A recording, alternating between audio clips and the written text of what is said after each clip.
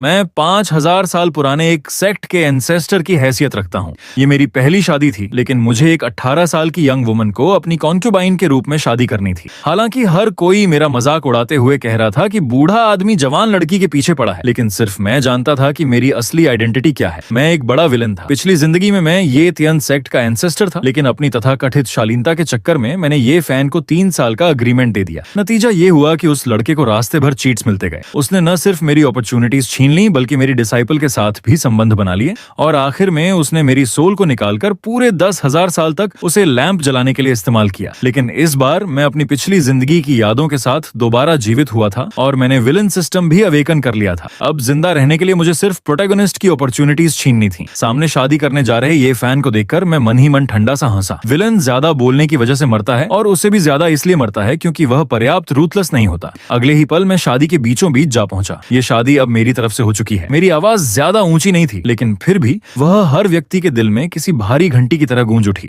इस समय ये फैन को बस इतना महसूस हुआ कि एक भयानक ऑरा ने उसे लॉक कर लिया है। उसके पूरे शरीर की हड्डियां चरमराने लगीं, लेकिन फिर भी उसने दांत भींचकर खुद को संभाले रखा। उसकी आंखें लाल हो गईं और वह उस आदमी को घूरते हुए बोला, आप हैं कौन? आज मेरी और चू ली की शादी का दिन है। तुम इस तरह आकर मेरे साथ ऐसा व्यवहार कर रहे हो जैसे मेरी कोई वैल्यू ही नहीं है। ये फैन गुस्से से दहाड़ उठा। स्क्रिप्ट के हिसाब से इस वक्त उसे अपनी अटूट विल पावर दिखानी चाहिए थी। फिर उसकी रिंग के अंदर मौजूद ओल्ड मास्टर उसे अपनी पावर देता, जिससे वह एक बार अपनी ताकत का प्रदर्शन करके वहां से भाग जाता। लेकिन मैंने इस बार बिल्कुल भी स्क्रिप्ट के हिसाब से चलने का इरादा नहीं किया। अचानक मेरा शरीर उसी जगह से गायब हो गया और मैंने लगातार कई नॉर्मल पंचेस मार दिए। ये फैन को रिएक्शन करने का मौका तक नहीं मिला। उसका पूरा शरीर एक कैनन बॉल की तरह उड़ता हुआ पीछे गया और आखिर में जाकर दीवार में धंस गया। तुम इसके लायक भी हो। ये डिंगतियान ने अपना हाथ वापस खींच लिया और उसे गंदा होने के एहसास से भी चिढ़कर एक हैंडकरचीफ निकाला और अपनी उंगलियां पोंछने लगा। शाओ फान, रिंग के अंदर मौजूद बची हुई सोल ने उसे बचाने के लिए अपनी पावर इस्तेमाल करने की कोशिश की, लेकिन तभी उसे सोल की गहराई से आने वाली एक बेहद भयानक बैटल पावर महसूस हुई। वह डर गया जब उसने देखा कि उस आदमी की नजर रिंग को पार करके सीधे उसे देख रही थी। एक अधूरी सेंट सोल। क्या यही तुम्हारा भरोसा है, बूढ़े आदमी? अगर अभी अपनी सोल को पूरी तरह खत्म नहीं करवाना चाहते तो बेहतर होगा कि चुपचाप सिकुड़ कर बैठे रहो। बूढ़ा तुरंत डर के मारे बिल्कुल शांत हो गया और उसकी सारी स्पिरिचुअल पावर एक ही पल में पूरी तरह वापस सिमट गई। उसके मन में एक ही एहसास था, यह आदमी सच में उसे सिर्फ उंगलियों से दबाकर मार सकता है। इसके बाद मैं पलटा और उस दुल्हन की तरफ देखा जो अभी भी वहीं जड़ होकर खड़ी थी। ट्रीसेस्क 9 यिन प्रोफाउंड वेपन बॉडी। इसे उस कचरे से शादी कराने के लिए इस्तेमाल करना सच में एक बहुत बड़ा वेस्ट है। मेरे अंदर जरा भी पिटी नहीं थी। मैंने हाथ बढ़ाकर छूली की नाजुक ठुड्डी पकड़ ली और जबरदस्ती उसका चेहरा ऊपर उठाकर अपनी तरफ करवाया। छोड़, मुझे छोड़ो। चूली की आवाज कांप रही थी और उसके दिल में पूरी तरह निराशा भर चुकी थी। क्या कल्टीवेशन वर्ल्ड की क्रूरटी यही है? इस आदमी के सामने उसका जिस फैमिली पर उसे गर्व था और उसका वह तथाकथित जीनियस फैंस, दोनों ही कागज की तरह कमजोर थे। तुम्हारे पास सिर्फ 2 चॉइस है, या तो चुपचाप मेरे साथ चलो और इस सीट की फर्नेस कैल्ड्रन बनो। बदले में मैं तुम्हारे पूरे चू फैमिली को ग्लोरी दूंगा और तुम्हें सुप्रीम इमॉर्टल पाथ प्रदान करूंगा, या फिर उस कचरे के लिए अपनी चैस्टिटी बचाए रखने की कोशिश करो। ऐसी स्थिति में मैं अभी तुम्हारे पूरे चू फैमिली को खत्म कर दूंगा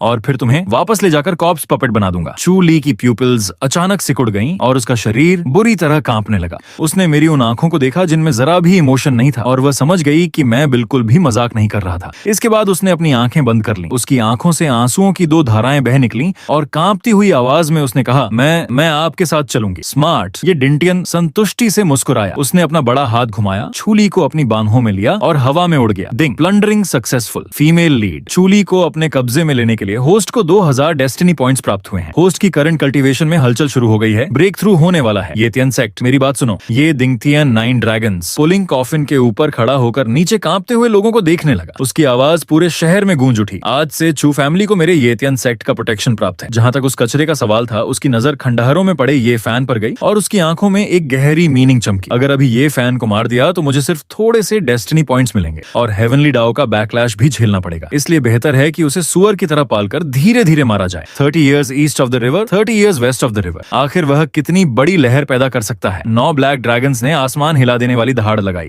और अगले ही पल घने ब्लड क्लाउड्स के बीच गायब हो गए। पीछे सिर्फ पूरी तरह बर्बाद हुआ चू फैमिली और खून से सने चेहरे वाला ये फैन बचा था, जिसकी उंगलियों के नाखून गहराई तक मिट्टी में धंसे हुए थे। ये डिंगतियान को घूरते हुए ये फैन की दोनों आंखों से खून के आंसू बहने लगे। मेरी पत्नी को छीनने का बदला मेरे और तुम्हारे बीच कभी खत्म नहीं हो सकता। मैं, ये फैन, कसम खाता हूँ कि इस जीवन में तुम्हें जरूर मारूंगा। हालांकि वह पूरी ताकत से चिल्ला रहा था, लेकिन उसकी रिंग के अंदर मौजूद लियू लाओ बिल्कुल शांत था, क्योंकि अभी अभी उसने एक बेहद अजीब चीज देखी थी। ये फैन के शरीर में जो डेस्टिनी पहले सूरज की तरह चमक रहा था, वो उसी एक पल में अचानक काफी मंद पड़ गया था। ये तियन सेक्ट के चंगशंग हॉल के अंदर एक विशाल कोल्ड जेड बेड पर चूली के काले बाल तकिए पर बिखरे हुए थे। उसके दोनों हाथ बेडशीट को कसकर पकड़े हुए थे, जिससे उसकी उंगलियों के जोड़ सफेद पड़ गए थे। उसकी आंखें खाली थीं और वे ऊपर काली छत को घूरते हुए सोच रही थी, मैं अभी भी उस कचरे के बारे में क्यों सोच रही हूँ। तभी भारी और स्थिर कदमों की आवाज के साथ मैं अंदर आया। मैंने एक ढीला ढाला मून व्हाइट लॉन्ग रोब पहन रखा था। चूली का शरीर अचानक सिकुड़ गया। उसने अपने होंठ काट लिए और कुछ नहीं कहा। ये दिंग तियान हल्का सा हंसा, लेकिन उसने तुरंत कुछ करने की जल्दी नहीं की। मैंने 2 कप्स में स्पिरिट वाइन डाली। ये 10,000 साल पुरानी स्टोन बेल मिल्क से बनाई गई ड्रंकन इमॉर्टल वाइन है। एक घूंट पीने पर एक आम इंसान की लाइफ स्पैन 100 साल बढ़ जाती है, जबकि एक कल्टीवेटर के लिए एक घूंट 10 साल की कठिन कल्टीवेशन के बराबर है। जो वह कचरा तुम्हें नहीं दे सकता, वह मैं दे सकता हूँ। मुझे इसकी कोई परवाह नहीं है। आखिरकार चूली का गुस्सा फूट पड़ा। उसने सिर उठाया। उसकी आंखों में आंसू थे और वह ये दिंग तियान को गुस्से से घूरते हुए बोली, तुम अपनी हाई कल्टीवेशन के भरोसे एक लड़की को जबरदस्ती उठा लाए हो। इसमें कौन सी एबिलिटी है? भले ही अभी ये फैन ब्रदर तुमसे कमजोर हैं, लेकिन उनके अंदर विल पावर और टैलेंट है। उसकी बात पूरी होने से पहले ही मैंने उसे रोक दिया और वाइन कप उसके होंठों के पास ले गया। छोटी लड़की, तुम बहुत नाइव हो। इस दुनिया में एब्सोल्यूट रिसोर्सेज और बैकग्राउंड के सामने टैलेंट और विल पावर की कोई वैल्यू नहीं होती। इतना कहकर मैंने चूली की इच्छा की परवाह किए बिना उसकी ठुड्डी पकड़कर उसका मुंह खोला और उस बेहद शक्तिशाली स्पिरिचुअल एनर्जी से भरी पूरी वाइन उसके अंदर डाल दी। चूली जोर जोर से खांसने लगी, लेकिन वाइन उसके मुंह में जाते ही घुल गई। अगले ही पल उसने डर कर महसूस किया कि उसके शरीर में लंबे समय से जमा कोल्ड पॉइजन और ब्लॉकेज, जो उसके 9 इन प्रोफाउंड वेपन बॉडी के अवेकन न होने की वजह से था, उस गर्म एनर्जी के असर से तुरंत टूटने लगा। उसकी लंबे समय से रुकी हुई फाउंडेशन एस्टैब्लिशमेंट स्टेज की बॉटल नेक भी कागज की तरह टूट गई। Foundation establishment middle stage, foundation establishment late stage, foundation establishment perfect stage. सिर्फ एक कप वाइन पीने के समय में ही वह लगातार 3 लेवल्स पार कर गई और सीधे गोल्डन कोर ग्रेट डाउ के करीब पहुंच गई। पावर के इस अचानक बढ़ने का एहसास चूली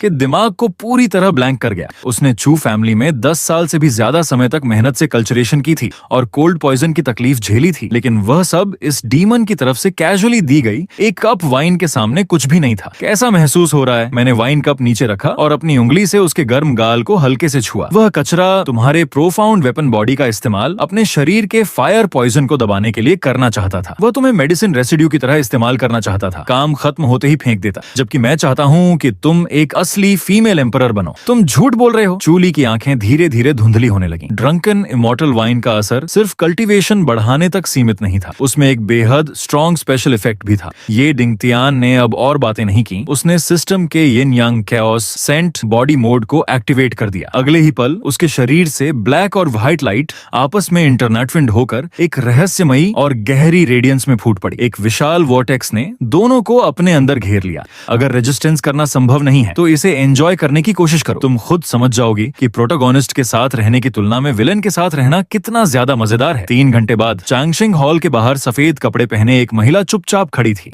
वह ये दिंग तियन की इकलौती पर्सनल डिसाइपल सु रक्शुए थी। इस समय वह बंद पड़े हॉल के दरवाजे को लगातार घूर रही थी और अंदर से आ रही आवाजें सुन रही थी। उसके नाखून उसकी हथेली में गहराई तक धंस गए और खून बर्फ पर टपकने लगा। मास्टर, क्यों? सु रक्शु की आंखों में पागलपन भरी जेल सी थी। उसे मास्टर ने लाशों के ढेर के बीच से उठाकर वापस लाया था। इन 10 सालों में उसने मास्टर के लिए लोगों को मारा, आग लगाई और इवल कल्टीवेशन टेक्निक्स तक सीखी। यहाँ तक कि मास्टर को खुश करने के लिए उसने अपने ही फैमिली का कत्लेआम अपने हाथों से कर दिया। उसकी नजर में मास्टर एक ऐसा गॉड था जिसकी ऊंचाई तक कोई पहुंच नहीं सकता था। एक ऐसा इमॉर्टल जो इस दुनिया की गंदगी से अछूता था और उसके अलावा कोई भी महिला मास्टर के लायक नहीं थी। लेकिन आज मास्टर ने सिर्फ एक सेकुलर फैमिली की लड़की के लिए न केवल खुद माउंटेन से नीचे जाकर उसे जबरदस्ती शादी के लिए उठा लिया, बल्कि उसके चैम्बर के अंदर पूरे 3 घंटे तक भी रहा। वह कुतिया सु रक्शु की आंखों के अंदर एक लाल रंग की किलिंग इंटेंट चमकी। तभी हॉल का दरवाजा चरमराते हुए खुला और ये डिंटियन बिल्कुल फ्रेश और सेटिस्फाइड अवस्था में बाहर निकल आया। अब उसकी कल्टीवेशन पूरी तरह स्टेबलाइज होकर ट्रांसफॉर्मेशन गॉड अर्ली स्टेज के पीक पर पहुंच चुकी है। यहाँ तक कि उसने मिडिल स्टेज की बॉटल नेक को भी छू लिया है। तुम यहाँ खड़ी क्या कर रही हो? सु रक्शु का पूरा शरीर कांप उठा। उसने तुरंत अपनी सारी किलिंग इंटेंट छिपा ली और बर्फ पर घुटनों के बल गिर गई।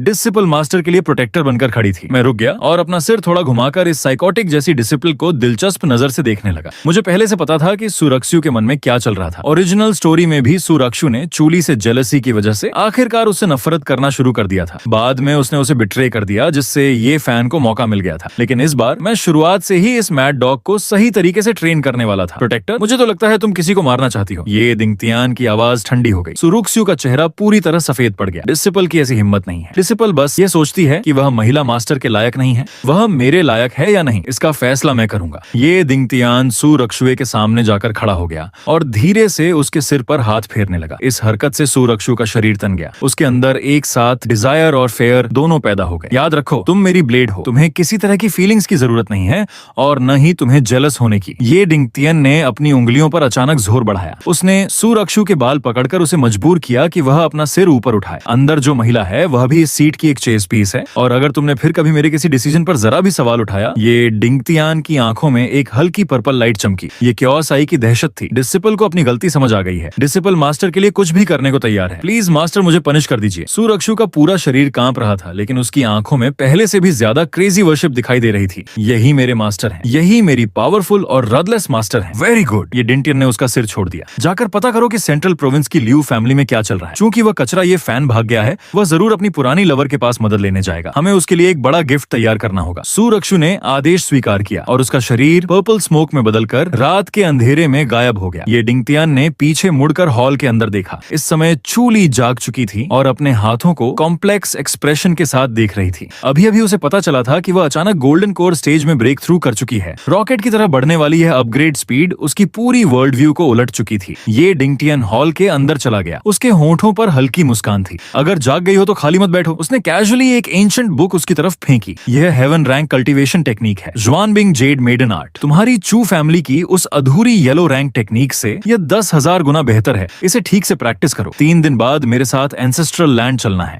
अगर इसे ठीक से कल्टीवेट नहीं कर पाई तो मैं तुम्हें 10,000 सर्पेंट केव में फेंक दूंगा। चू ली ने उस दुनिया की top tier heaven rank cultivation technique को दोनों हाथों में पकड़ रखा था और उसका पूरा दिमाग ब्लैंक हो गया। क्या विलन की वुमन बनने का ट्रीटमेंट ऐसा होता है? ये दिंगतियन ने चू ली के सिर के ऊपर धीरे धीरे बदलते डेस्टिनी ऑरा को देखा। प्योर रेड प्रोटैगनिस्ट फैक्शन का रंग अब धीरे धीरे ब्लैक विलन फैक्शन में बदल रहा था। उसने मन ही मन ठंडी हंसी हंसी। दिल जीतने की कोशिश करना अभी जल्दी है, पहले बॉडी को जीतना ज्यादा आसान है। एक बार जब उसे इस ऊंची पोजीशन की पावर और रिसोर्सेज की आदत पड़ जाएगी, उसके बाद उसे वापस ये फैन जैसे गरीब लड़के के पास जाकर कठिन जिंदगी जीने के लिए कहना बिल्कुल असंभव होगा। ये फैन तुम्हारी वुमन, तुम्हारी अपॉर्चुनिटीज और तुम्हारा डेस्टिनी, मैं सब ले लूंगा। ये दिंगतियन ने अपने हाथ पीछे बांध लिए और गिरती हुई बर्फ को देखते हुए कहा, चूंकि मैं विलेन हूँ तो मैं चाहता हूँ कि इन अनगिनत हेवंस और सभी ट्राइबुलेशंस के बीच हर कोई मेरी शैडो के नीचे जिए। चिंग्यून सिटी से 300 ली दूर एक मास ग्रेवयार्ड। ये फैन ने अचानक मुंह से ब्लैक ब्लड की एक बड़ी मात्रा उगल दी। उस खून में उसके टूटे हुए इंटरनल ऑर्गन्स के टुकड़े भी मिले हुए थे। उसने बड़ी मुश्किल से अपना शरीर उठाया। उसका जो चेहरा कभी डिटरमिन्ड दिखाई देता था, इस समय किसी इविल गोस्ट की तरह विकृत हो चुका था। मैं नहीं मानता, मैं इसे स्वीकार नहीं करता। वह कर्कश आवाज में दहाड़ा और अपनी मुट्ठी धूल से भरी जमीन पर पूरी ताकत से दे मारी। उसके दिमाग में वही बूढ़ी आवाज एक बार फिर गूंजी। इस बार उसमें गहरी थकान और बेबसी थी। श्याओफान, अपने मन को शांत करो। इस समय तुम्हारा डाओ हार्ट अनस्टेबल है। तुम्हारे शरीर में फायर पॉइजन और इंटरनल एनर्जी एक दूसरे से कॉन्फ्लिक्ट कर रहे हैं। अगर तुमने फिर गुस्सा किया तो डाल वो गोल्डन इमॉर्टल भी तुम्हें नहीं बचा पाएगा। मास्टर, आप ही बताइए, मैं अपने मन को शांत कैसे करूं? ये फैन ने अचानक सिर उठाया। उसकी आंखों के किनारे तक फट गए थे। मेरी फियांस को उस डीमन ने सबके सामने छीन लिया। मेरी डिग्निटी को उसके पैरों तले कुचल दिया गया। उसने पूरे शहर के सामने मेरा अपमान किया। अगर मैं इस दुश्मनी का बदला नहीं लेता तो मैं ये फैन कहलाने के लायक नहीं हूँ। रिंग के अंदर मौजूद लियू लाओ ने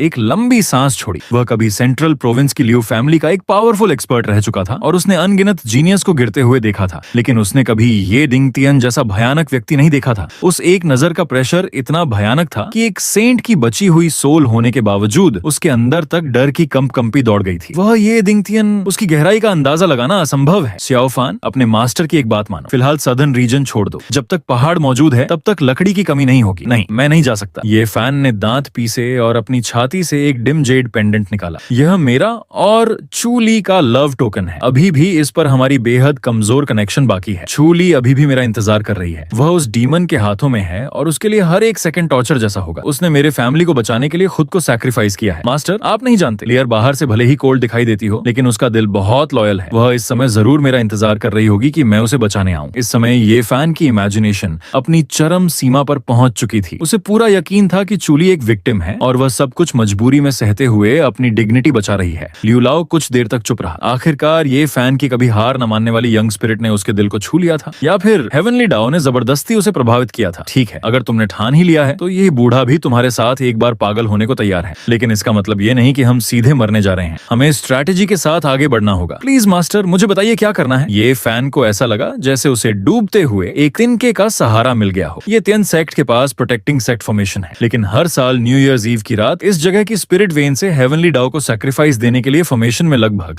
एक इंसेंस स्टिक जितने समय के लिए यिन यंग रिवर्सल का गैप पैदा होता है, और वह समय आज रात है। ल्यू लाओ की आवाज में किलिंग इंटेंट उतर आई। तुम्हारे हाथ में जो ब्रोकन सोर्ड है वह एक एंशिएंट रेलिक है। उसके अंदर एक ब्रेक फॉर्मेशन टैलिस्मन छिपा हुआ है। अगर तुम ये तिन सेक्ट के रियर माउंटेन में घुसकर फॉर्मेशन आई ढूंढ सकते हो तो यह बूढ़ा तुम्हारी मदद से थोड़े समय के लिए बैरियर तोड़ सकता है और उस लड़की को वहां से बाहर ले जा सकता है। लेकिन याद रखना, तुम्हारे पास सिर्फ एक मौका है और जैसे ही काम पूरा हो तुम्हें तुरंत सेंट्रल प्रोविंस की तरफ भागना होगा। इसी समय ये तिन सेक्ट का लिंगयुन पीक ये पूरे सदर्न रीजन की सबसे ऊंची और सबसे खूबसूरत जगहों में से एक थी। यहाँ से नीचे के सभी जीवों को देखा जा सकता था और ऐसा लगता था जैसे हाथ बढ़ाकर सितारों को भी छुआ जा सकता है। मैंने ब्लैक गोल्ड फॉक्सवर्क क्लॉक पहन रखा था और पर्पल सैंडलवुड चेयर पर आराम से झुका हुआ था। मेरे हाथ में 2 स्मूथ चेस पीसेस घूम रहे थे। मेरे सामने चेस बोर्ड पर कुछ बुझती हुई कैंडल्स जल रही थी और मेरे पैरों के पास सुरक्षु बर्फ में घुटनों के बल बैठी एक स्पिरिट फ्रूट को बेहद सावधानी से पील कर रही थी। वह उसे बहुत धीरे और बेहद केयरफुली पील कर रही थी, जैसे उसे डर हो कि फ्रूट का एक भी हिस्सा खराब ना हो जाए। उसकी उंगलियां ठंड से लाल हो चुकी थीं, लेकिन उसे इसका जरा भी एहसास नहीं था। मास्टर डिसिप्लिन ने सब कुछ कर दिया है। सुरक्षु ने पील किया हुआ स्पिरिट फ्रूट दोनों हाथों से मुझे पेश किया। उसकी आंखें मेरे साइड प्रोफाइल पर किसी ऑब्सेस्ड व्यक्ति की तरह टिकी थीं। आपके आदेश के अनुसार प्रोटेक्टिंग सेक्ट फॉर्मेशन का जो वीक पॉइंट था उसे जानबूझकर उस बची हुई सोल के सामने एक्सपोज कर दिया गया है। इसके अलावा चंगशिंग हॉल तक जाने वाले सभी हिडन गार्ड्स भी हटा दिए गए हैं। ये डिंगतियन ने मुंह खोलकर स्पिरिट फ्रूट का टुकड़ा खा लिया। उसकी गर्म उंगलियां अनजाने में सुरक्षु की ठंडी हथेली से छू गईं, जिससे उसका पूरा शरीर कांप उठा। अच्छा काम किया। ये डिंगतियन ने स्पिरिट फ्रूट चबाया। उसका स्वीट जूस मुंह में फैल गया और उसने हल्के से अपनी आंखें सिकोड़ लीं। तभी उसके सामने एक सेमी ट्रांसपेरेंट सिस्टम पैनल दिखाई दिया। डेस्टिनी मॉनिटरिंग, टारगेट ये फैन, करंट स्टेटस गंभीर रूप से इंजर्ड लेकिन बेहद एक्साइटेड, सेल्फ डिल्यूजन की स्थिति में। करंट लोकेशन चिंगयुन सिटी के बाहर एक अबैंडन्ड टेंपल। ये तियान सेक्ट की तरफ आगे बढ़ रहा है। Hidden cards, break formation, talisman, threat level लो,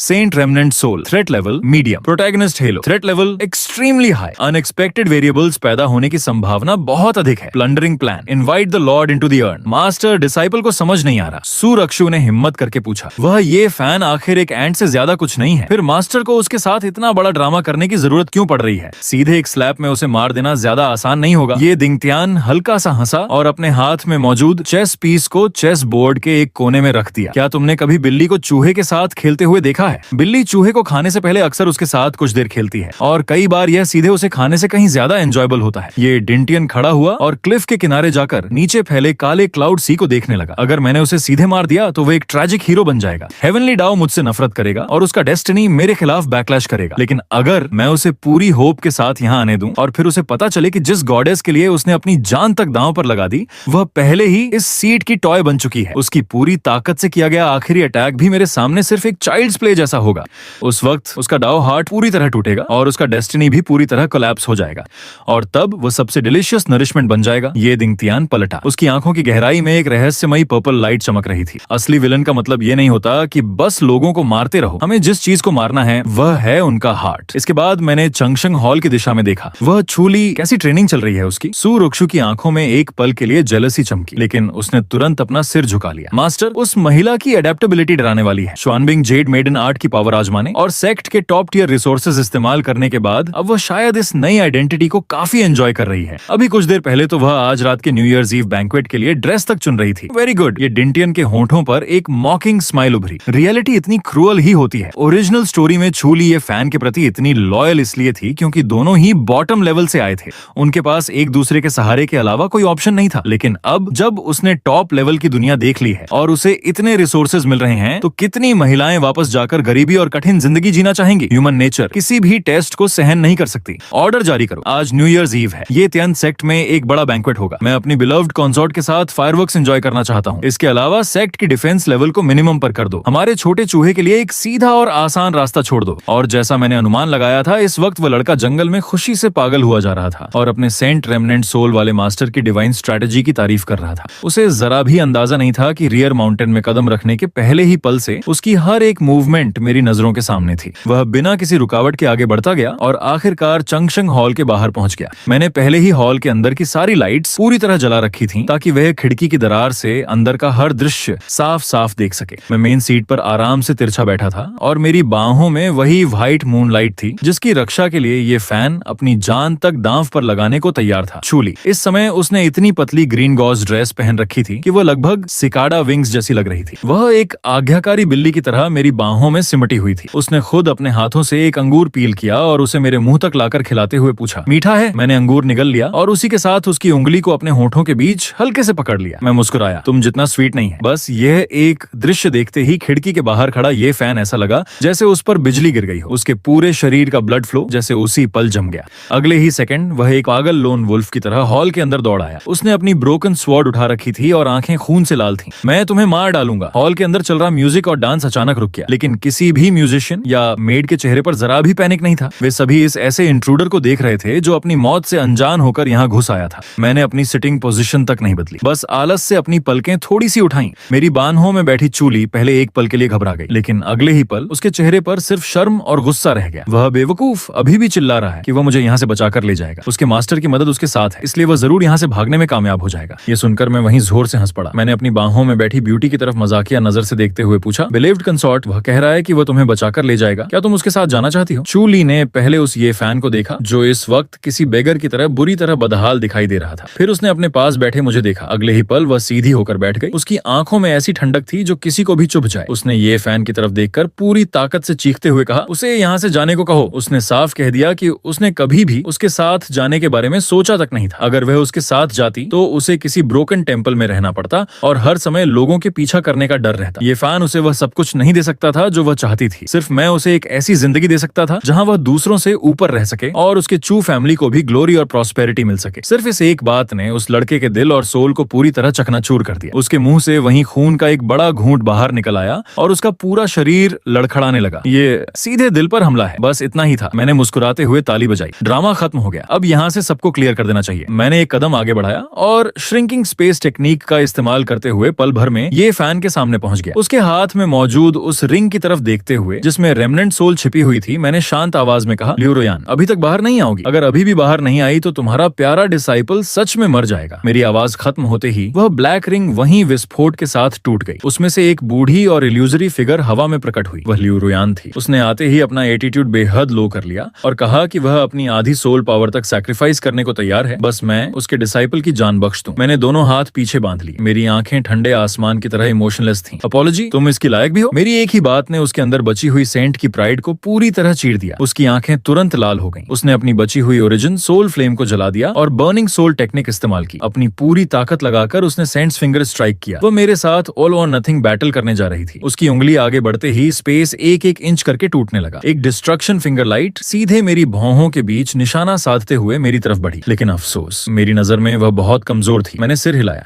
अगर तुम अपने प्राइम पर होती तो शायद मेरी 3 मूव्स झेल पाती, लेकिन अब सिर्फ इस रेमनेंट सोल के सहारे मैंने एक भी मैजिकल ट्रेजर इस्तेमाल नहीं किया। बस अपना हाथ उठाकर एक पाम स्ट्राइक किया। मेरी हथेली में यिन और यांग की 2 एनर्जीज घूमने लगी और अगले ही पल वे एक विशाल कैओस ग्राइंडिंग डिस्क में बदल गई। यिन यांग ग्राइंडिंग डिस्क ने जैसे हेवन और अर्थ दोनों को निगलना शुरू कर दिया। वह अनस्टॉपेबल सेंट फिंगर लाइट मेरी केओस ग्राइंडिंग डिस्क से टकराई और उसी पल पूरी तरह क्रश होकर एब्जॉर्ब हो गई। उसने जरा सी भी हलचल पैदा नहीं की। ल्यूरोयान डर के मारे चीख उठी। एक transformation god stage cultivator chaos laws को कैसे कंट्रोल कर सकता है? इस दुनिया में कुछ भी इम्पॉसिबल नहीं है। मैंने अपनी 5 उंगलियां कसकर बंद कर दी। कायोस ग्राइंडिंग डिस्क तुरंत एक विशाल युएंची हैंड में बदल गई और उसने ल्यूरोयान को कसकर पकड़ लिया। कायोस क्यू के लगातार करोजन से उसकी सोल ने बेहद दर्दनाक चीखें निकालनी शुरू कर दी। ये फैन अपनी सोर्ड लेकर जान की बाजी लगाते हुए मेरी तरफ दौड़ा, लेकिन मैंने सिर्फ एक नजर उसकी तरफ डाली और वह उसी पल उड़कर दूर जा गिरा। उसके शरीर की सारी हड्डियां टूट गईं और वह जमीन पर पड़ा रह गया। जल्दी मत करो, अभी तुम्हारी बारी नहीं आई है। मैंने सिस्टम प्लंडरिंग एक्टिवेट किया और तुरंत रिवॉर्ड प्राप्त कर लिया। Burning heaven saint script fragment saint cultivation insights प्राप्त हुए। Destiny points plus 5000। ल्यूरोयान की ओरिजिन पूरी तरह डिस्ट्रॉय हो गई। मैंने कैजुअली ल्यूरोयान को उठाकर ये फैन की तरफ वापस फेंक दिया। अपने इस बेकार मास्टर को लेकर यहाँ से निकलो। ये फैन ने कर्कश आवाज में मुझसे पूछा कि मैं उसे मार क्यों नहीं रहा। मैंने ऊपर से उसे देखते हुए ठंडी हंसी हंसी। तुम्हें मारना तुम्हारे लिए बहुत आसान मौत होगी। आज न्यू ईयर्स ईव है। तुम्हारे चिंग्युन सिटी वाले ये फैमिली में इस वक्त एंसेस्टर वर्शिप सेरेमनी चल रही होगी, है ना? ये फैन का शरीर तुरंत ऐसा हो गया जैसे वह बर्फ के कुएं में गिर गया हो। वह पागलों की तरह चिल्लाया, दुश्मनी फैमिली तक नहीं जानी चाहिए। ये सिर्फ कमजोर लोगों का एक्सक्यूज है। अगर जड़ से खत्म नहीं करोगे तो स्प्रिंग विंड आते ही घास फिर उगाएगी। मैंने उंगलियां चटकाई। सूरक्षु ने फ्लोइंग शैडो मिरर निकाल दिया। मिरर के अंदर ये फैमिली के सभी लोग मिलकर एंसेस्टर वर्शिप सेरेमनी कर रहे थे। पूरा दृश्य बेहद शांत और वार्म था। मैंने हवा की तरफ बस हल्के से हाथ दबाया। मिरर के अंदर आसमान और जमीन को ढंक देने वाला एक विशाल ब्लड क्लर्ड हैंड अचानक नीचे गिरा। पूरा ये फैमिली रेजिडेंस और वहां मौजूद सैकड़ों फैमिली मेंबर्स का एंसेस्ट्रल हॉल उसी पल राख और एक विशाल गड्ढे में बदल गया। आखिरी दृश्य में हवा के बीच कुछ बड़े अक्षर दिखाई दिए, हत्यारा, ये फैन का मास्टर, ये डिंटियान। चांगशेंग हॉल के अंदर ये फैन की आत्मा चीर देने वाली चीख गूंज उठी। अपनी पूरी फैमिली को अपनी आंखों के सामने खत्म होते देखकर वह पूरी तरह पागल हो गया। मैं उसके सामने जाकर खड़ा हुआ और अपना पैर उसके सिर पर रख दिया। इस दर्द को याद रखना, यही कमजोर लोगों की कीमत है। आज मैं तुम्हें इसलिए नहीं मार रहा क्योंकि तुम मेरे हाथों मरने के भी लायक नहीं हो। मैं तुम्हारी ये कुत्ते जैसी जान छोड़ रहा हूँ। जाओ और अपने लिए इससे भी पावरफुल बैकर ढूंढो। मैं तुम्हारा इंतजार करूंगा। जब तुम अपनी सारी होप मेरे सामने लेकर आओगे, जिस होप को तुम समझते हो कि वह तुम्हें बचा सकती है, तब मैं उसे एक एक करके तुम्हारी आंखों के सामने क्रश करूंगा। अगले ही पल ये फैन और वह ब्रोकन रिंग दोनों एक पुराने कपड़े की तरह सीधे मेरे द्वारा चांगशिंग हॉल से बाहर लात मारकर निकाल दिए गए। हॉल के अंदर फिर से साइलेंस छा गया। म्यूजिशियंस कांपते हुए दोबारा म्यूजिक बजाने लगे, लेकिन हर धुन में उनकी कंपकंपाती आवाज साफ सुनाई दे रही थी। चूली का चेहरा पूरी तरह सफेद पड़ चुका था। उसने अपनी आंखों से देखा था कि मैं हंसते बोलते एक पूरी फैमिली को खत्म कर चुका था। ये फैन के लिए उसके दिल में बची हुई आखिरी थोड़ी सी अटैचमेंट भी फियर ने पूरी तरह कुचल दी। वह कांपते हाथों से वाइन पॉट उठाकर मेरे कप को दोबारा भरने लगी। मैंने वाइन कप लिया और उसके सिर के ऊपर मौजूद पूरी तरह ब्लैक हो चुके डेस्टिनी ऑरा को देखा। मैंने संतुष्टि से सिर हिलाया। आज से मुझे एंसेस्टर कहने की जरूरत नहीं है, मुझे मास्टर कहो। मैंने अपनी नजर दूर सेंट्रल प्रोविंस की ओर उठाई। सदर्न रीजन अब पूरी तरह एक हो चुका था। समय तेजी से गुजरता गया। 3 साल बीत गए।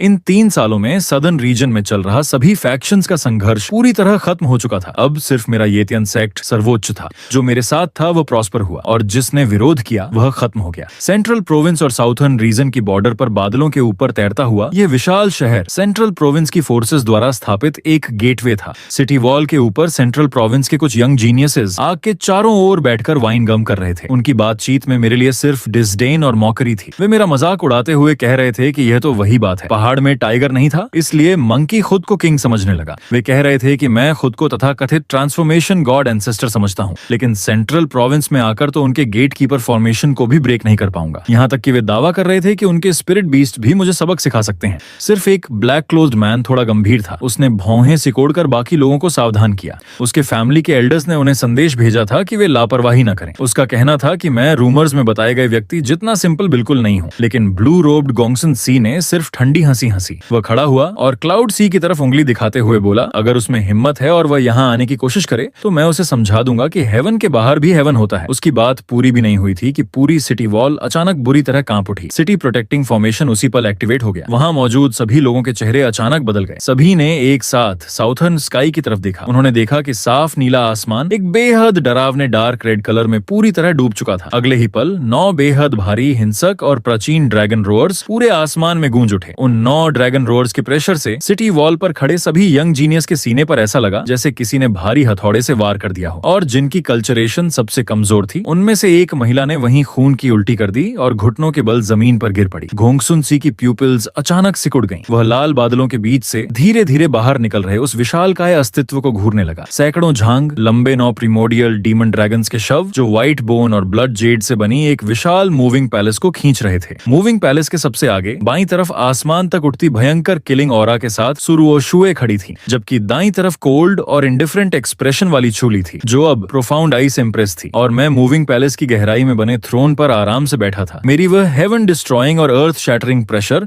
बिना किसी रोक टोक के चारों तरफ फैल रही थी। यह डिवाइन ट्रांसफॉर्मेशन स्टेज है? नहीं, ये ग्रेट सेज रियल्म है। साउथर्न रीजन में ग्रेट सेज रियल्म का पावर हाउस कैसे हो सकता है? ब्लैक क्लॉथ्ड मैन की आवाज डर के मारे बुरी तरह कांप रही थी। घोंगसुनसी के दिल में भले ही डर समा चुका था, फिर भी उसने हिम्मत करके हवा में उड़ान भरी और कड़क आवाज में मुझे रोकते हुए सेंट्रल स्टेट के आयरन लॉ का हवाला दिया। वह चिल्लाकर मुझे रुकने और जांच के लिए खुद को पेश करने का आदेश देने लगा। कितना शोर मचा रहे हो? एक कोल्ड और क्लियर फीमेल वॉइस ने उसे बीच में ही रोक दिया। अटैक मैंने नहीं किया, सुरुओक्शु ने भी नहीं किया, बल्कि चूली ने किया था। उसने बस घोंगसुनसी पर हल्की सी नजर डाली और अपना जेड लाइक हाथ उठाकर हवा में हल्के से दबाया। अगले ही पल घोंगसुनसी के चारों तरफ की स्पेस इंस्टेंटली फ्रीज हो गई। वह सिर्फ एक छोटी सी चीख निकाल पाया और अगले ही पल उसका पूरा शरीर उसके नेस्ट सोल समेत वहीं एक पूल ऑफ ब्लड मिस्ट में बदल गया। सिटी वॉल पर बचे हुए लोग पूरी तरह डर के मारे पागल हो गए। वे धड़ाम से जमीन पर घुटनों के बल गिर पड़े और लगातार सिर पटकते हुए मर्सी की भीख मांगने लगे। मेरी मूविंग पैलेस बिना जरा भी रुके सीधे जन्नान पास की सिटी प्रोटेक्शन फॉर्मेशन से जा टकराई। वही डिफेंसिव फॉर्मेशन जो peak divine transformation power house के फुल फोर्स अटैक को भी रोक सकती थी। लेकिन जैसे ही वह मूविंग पैलेस के बाहर फैली ब्लड फाइंड ऑनरा के संपर्क में आई, वह ऐसे पिघलने लगी जैसे लाल गर्म नाइफ बटर में घुस जाए। पलक झपकते ही उस विशाल डिफेंसिव फॉर्मेशन में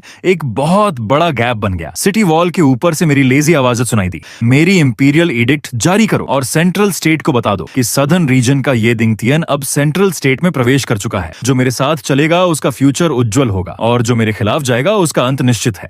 इसके अलावा ल्यू फैमिली, लिन फैमिली और शॉ फैमिली के उन बूढ़े इमॉर्टल्स को भी बता देना। अपनी गर्दनें अच्छी तरह साफ करके रखना। मेरी सोट भूखी है। जब तक आसमान को ढक लेने वाले लाल बादल पूरी तरह होराइजन में गायब नहीं हो गए, तब तक सिटी वॉल पर मौजूद वे कुछ लोग वहीं जमीन पर पड़े कांपते रहे। उन्होंने एक दूसरे की तरफ देखा और एक दूसरे की आंखों में एक्सट्रीम टेरर साफ देख लिया। सेंट्रल स्टेट का आसमान बदलने वाला था। मूविंग पैलेस के अंदर हर तरफ एक्सट्रीम लग्जरी थी। मैं थ्रोन पर आधा लेटकर बैठा था और हाथ में ब्लड रेड वाइन का एक ग्लास पकड़े हुए था। मेरी ऑरा 3 साल पहले की तुलना में अब कहीं ज्यादा अनफैथमेबल थी। सिस्टम, ये फैन की लोकेशन दिखाओ। अगले ही पल डेस्टिनी मॉनिटरिंग पैनल सामने खुल गया। टारगेट, ये फैन। करंट स्टेटस, ट्रेनिंग में है। उसकी फॉर्चून रिकवर हो रही है। 500 पॉइंट से बढ़कर 8000 पॉइंट्स हो चुकी है। करंट लोकेशन, सेंट्रल स्टेट का border, myriad beasts mountain range का आउटर एरिया। रीसेंट अपॉर्चुनिटी, अगले 3 दिनों के अंदर उसे मिरियड एंशिएंट एवरग्रीन स्टोन का क्लू मिलेगा। वह पीछा किए जा रहे ल्यू फैमिली की सेंटेस ल्यू मिंगयाओ से भी अचानक इनकाउंटर करेगा। प्लॉट प्रेडिक्शन, ये फैन एक ब्यूटी को बचाने के लिए हीरो बनेगा। ल्यू मिंगयाओ उसके प्रति सीक्रेटली अट्रैक्टेड हो जाएगी और उसे ल्यू फैमिली का गेस्ट एल्डर टोकन गिफ्ट करेगी, जिससे वह सेंट्रल स्टेट में अपना फुटिंग मजबूत कर सकेगा। मैंने पैनल को देखते हुए कोल्डली हंसा। वाकई ये मरने का नाम ही नहीं लेने वाला कॉकरोच है। इन 3 सालों में मैंने इसकी फाउंडेशन तक डिस्ट्रॉय कर दी थी। फिर भी इस मेन कैरेक्टर फॉर्च्यून वाले लड़के ने अपनी अनबिलीवेबल लक के दम पर अपने डेंटियन को दोबारा रीबिल्ड कर लिया। इतना ही नहीं, उसकी कल्टीवेशन अब नासेंट सोल अर्ली स्टेज तक पहुंच गई है। ब्यूटी को बचाने का सपना देख रहा है और ल्यू फैमिली के सहारे अपना स्टेटस बनाने की कोशिश कर रहा है। मैंने ग्लास में बची पूरी वाइन एक ही बार में पी ली। मेरी आंखों के अंदर एक वायलेंट पर्पल ग्लो चमका। मैंने आवाज लगाई, रुअक्शुए, डिसाइपल हियर। पास खड़ी सु रुअक्शुए तुरंत आगे आई और रिस्पेक्टफुली झुक गई। मैंने कहा, turn around and head towards the depths of myriad beast mountain range. मैं अपनी सीट से खड़ा हुआ और मेरे आसपास की स्पेस तक डिस्टॉर्ट होने लगी। इस सीट को एक पुराने अक्वेंटेंस से मिलना है। इस समय मिरियड बीस्ट्स माउंटेन रेंज में, जो सेंट्रल स्टेट के सबसे बड़े फॉरबिडन जोन्स में से एक था, जगह जगह एंशिएंट ट्रीज आसमान तक फैले हुए थे और डीमन बीस्ट्स हर तरफ घूम रहे थे। इसके डेप्थ्स में तो ऐसी फॉरबिडन एरिया थी जहां ग्रेट सेज रियलम के पावर हाउसेस भी आसानी से कदम रखने की हिम्मत नहीं करते थे। इसी समय माउंटेन रेंज की गहराई में मौजूद ज्वेकिंग वैली में एक फियर्स परस्यूट चल रही थी। हेहुआन सेक्ट का एक सेडक्टिव लुकिंग मैन अपने दर्जनों डिसाइपल्स के साथ आगे भाग रही व्हाइट क्लोथ्ड वुमन का पीछा कर रहा था। वह लगातार चिल्ला रहा था कि अगर वह 7 अपर्चर एक्सक्विजिट हार्ट उन्हें सौंप देगी तो वे उसका पूरा कॉर्प्स छोड़ देंगे। ये वुमन कोई और नहीं बल्कि सेंट्रल स्टेट के टॉप टियर अरिस्टोक्रेटिक ल्यू फैमिली की सेंटेस ल्यू मेंगयाओ थी। ओरिजिनल नॉवेल की सेकंड फीमेल लीड और अनगिनत सेंट्रल स्टेट जीनियस के दिलों की व्हाइट मूनलाइट। इस समय उसकी व्हाइट ड्रेस ब्लड से स्टेन्ड थी और उसकी हालत बेहद खराब थी। फिर भी उसके शरीर से निकलने वाली एथीरियल और सेक्रेड ऑरा को छिपाया नहीं जा सकता था। उसने अपने दांत भींचते हुए ल्यू फैमिली के मरने की कगार पर पहुंच चुके ओल्ड एंसेस्टर का नाम लेकर सबको डराने की कोशिश की, लेकिन हेहुआन सेक्ट के लोग बिल्कुल भी नहीं डरे। वे उल्टा हंसते हुए बोले कि ल्यू फैमिली पहले ही अंदर से हॉलो हो चुका है। साथ ही वे उसके हेवनली फ्रेग्रेंस दाओ बॉडी पर भी नजर गड़ाए हुए थे और उसके साथ डुअल कल्टीवेशन करके अपनी कल्टीवेशन टेक्निक को ब्रेक थ्रू करने की लालच में थे। उस आदमी के आदेश देते ही हेहुआन सेक्ट के दर्जनों डिसाइपल्स ने इंस्टेंटेनियसली फॉर्मेशन बना लिया। पिंक रिबन्स आपस में जुड़कर एक विशाल नेट में बदल गईं। उनसे एक स्वीट फ्रेग्रेंस फैल रही थी जो माइंड और सोल को कंफ्यूज कर सकती थी। वह विशाल नेट सीधे ल्यू मिंगयाओ के सिर के ऊपर जा गिरा। ये सोल पर सीधे अटैक करने वाला ultimate bliss soul confusing formation है। ल्यू मिंगयाओ पहले से ही सीवियर पॉइजन की चपेट में थी और उसकी स्पिरिचुअल पावर लगभग खत्म हो चुकी थी। इस समय उसे ऐसा महसूस हो रहा था जैसे पूरी दुनिया घूम रही हो और उसके शरीर के अंदर बर्निंग हीट लगातार उठ रही थी, लेकिन उसने मरना स्वीकार करने से इनकार कर दिया। उसकी आंखों में डिटर्मिनेशन चमका। उसने जबरदस्ती अपनी आखिरी बची स्पिरिचुअल पावर को इकट्ठा किया और अपनी मेरिडियंस को उलटकर नासेंट सोल सेल्फ डेटोनेट करने की तैयारी कर ली। इसी क्रिटिकल मोमेंट पर मेरी इंडिफरेंट आवाज पूरे ज्वेकिंग वैली में गूंज उठी और आसपास की सारी हवा तक फ्रीज हो गई। तुम्हें मरने की परमिशन किसने दी? मेरी आवाज गिरते ही आसमान भर में फैला। वो पूरा पिंक नेट ऐसे पिघल गया जैसे बची हुई स्नो तेज धूप के सामने आ जाए। कौन है? हेहुआन सेक्ट का सेडक्टिव लुकिंग मैन बुरी तरह चौंक गया और उसने तुरंत आसमान की तरफ देखा। अगले ही पल जो आसमान अभी तक बिल्कुल क्लियर था वह एक स्ट्रेंज डार्क रेड कलर से ढक गया। रोलिंग रेड क्लाउड्स के बीच मैं ब्लैक गोल्ड रोब पहने हुए हवा में कदम रखता हुआ नीचे उतर आया। मैंने जरा भी प्रेशर रिलीज नहीं किया था, लेकिन मेरे हर कदम के साथ आसपास की स्पेस एक ऐसी आवाज निकाल रही थी जैसे वह मेरे अस्तित्व का भार सहन करने में असमर्थ हो। मेरी नजर शुरू से आखिर तक उन हेहुआन सेक्ट के क्लाउन्स पर गई ही नहीं। मेरी पूरी नजर उस ल्यू मिंगयाओ पर टिकी थी जो अभी खुद को सेल्फ डेटोनेट करने वाली थी। मैंने मन ही मन सोचा, वाकई यह हेवनली फ्रेग्रेंस दाओ बॉडी किसी भी मेल कल्टीवेटर कल्टीवेटर के लिए डेडली टेम्पटेशन है। तभी तो बाद में वे यूजलेस ये फैन इसके लिए पूरे वर्ल्ड से दुश्मनी लेने तक को तैयार हो गया था। तुम कौन हो? मैं हेवान सेक्ट का यंग सेक्ट मास्टर वावुके हूँ। सेडक्टिव लुकिंग मैन की बात अभी पूरी भी नहीं हुई थी कि ये दिंगतियान ने बस उसकी तरफ हल्की सी नजर डाली। अगले ही पल nascent so let stage cultivation वाला हेवान सेक्ट का यंग सेक्ट मास्टर वहीं एक्सप्लोड हो गया। बचे हुए कुछ हेवान सेक्ट डिसाइपल्स तुरंत मुड़कर भागने लगे। जब यहाँ तक आ ही गए हो तो सभी यहीं रहो और फ्लावर फर्टिलाइजर बन जाओ। एक साथ दर्जनों इनविजिबल सोर्ड ची हवा को चीरती हुई निकली। पलक झपकते ही वे सारे डिसाइपल्स फ्लाइंग ऐश में बदल गए। लियू मेंगयाओ इस पूरे सीन को स्टन्ड होकर देखती रही। वह लियू फैमिली की सेंटेस थी और उसने अपनी जिंदगी में अनगिनत पावरफुल एक्सपर्ट्स देखे थे, लेकिन उसने कभी किसी को इतनी ब्रूटल और वायलेंट तरीके से लोगों को मारते हुए नहीं देखा था। यहाँ तक कि वह हेवान सेक्ट के लोगों से भी ज्यादा टेरिफाइंग था। Thank you senior for saving my life. Liu Mengyao ने अपने शरीर में फैले पॉइजन और डिस्कम्फर्ट को जबरन सहते हुए कहा, जूनियर लियू फैमिली की लियू मेंगयाओ है। फ्यूचर में मैं निश्चित रूप से आपको भारी कंपेंसेशन दूंगी, हेवी कंपेंसेशन। ये डिंटियन इंस्टेंटनियसली लियू मेंगयाओ के सामने पहुंच गया। उसने बिल्कुल भी हेजिटेशन नहीं दिखाई और ब्लड से स्टेन्ड लियू मेंगयाओ की चिन को अपने हाथ से उठाकर उसे जबरदस्ती अपनी आंखों में देखने पर मजबूर कर दिया। ये सेठ जब किसी को बचाती है तो ये नहीं पूछती कि वह विलिंग है या नहीं, और मुझे फ्यूचर की कोई हैवी कॉम्पेंसेशन भी नहीं चाहिए। मुझे जो चाहिए वह अभी चाहिए। लियू मेंगयाओ की प्यूपिल्स अचानक सिकुड़ गईं। वह पीछे हटना चाहती थी, लेकिन तभी उसे महसूस हुआ कि कोई इनविजिबल पावर उसके शरीर को पूरी तरह बाइंड कर चुकी है। वह जरा भी हिल नहीं पा रही थी। सीनियर का क्या मतलब है? क्या मतलब? ये दिंगतियान थोड़ा नीचे झुका। वह यूजलेस ये फैन यहाँ आने के रास्ते पर है ना? ये फैन का नाम सुनते ही लियू मेंगयाओ एक पल के लिए स्टन्ड रह गई। वह तो किसी ये फैन को जानती तक नहीं थी। तुम उसे नहीं जानती तब भी कोई फर्क नहीं पड़ता। तुम्हें बस इतना जानना है कि इस मोमेंट से तुम्हारी डेस्टिनी रीराइट हो चुकी है। ये दिंगतियान ने और कुछ नहीं कहा। उसने अपना राइट हैंड अचानक लियू मेंगयाओ के क्राउन ऑफ हेड पर रख दिया। सिस्टम स्लेव सील एक्सचेंज करो। चेंज दिंग 3000 विलन पॉइंट्स कंज्यूम हुए। Exchange successful. टारगेट अब होस्ट के प्रति एब्सोल्यूट लॉयल्टी और अटैचमेंट डेवलप करेगी। एक स्ट्रेंज रून जबरदस्ती लियू मेंगयाओ के सी ऑफ कॉन्शियसनेस में घुस गया। लियू मेंगयाओ ने दर्द से एक चीख निकाल दी। उसे ऐसा महसूस हुआ जैसे उसकी सोल को फाड़ा जा रहा है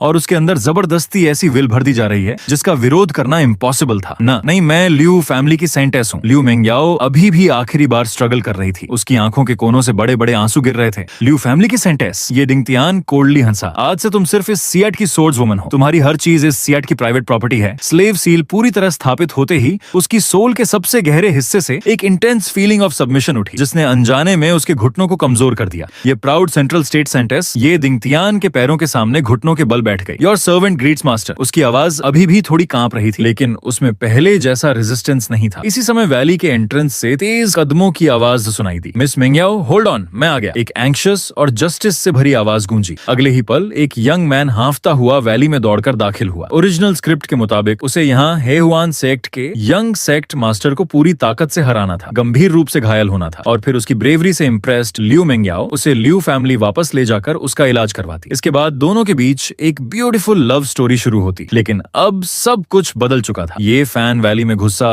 और उसने वहां न तो अपनी गॉडेस को ह्यूमिलिएशन में देखा, न ही कोई फियर्स बैटलफील्ड देखा। उसने वहां एक ऐसे मैन को देखा जो किसी गॉड या डीमन की तरह खड़ा था, और उसके पीछे खड़ी थी वह लियू फैमिली सेंटेस लियू मेंगयाओ, जिससे वह पहले कभी मिला नहीं था। लेकिन इंफॉर्मेशन के आधार पर वह उसे एक नजर में पहचान गया। इस समय वह उस आदमी के पीछे बेहद ओबीडियंट तरीके से खड़ी थी। उसकी आंखें कोल्डली ये फैन को देख रही थी, बिल्कुल ऐसे जैसे वह किसी ऐसी इनसिग्निफिकेंट एंट को देख रही हो जो गलती से उसके सामने आ गई हो।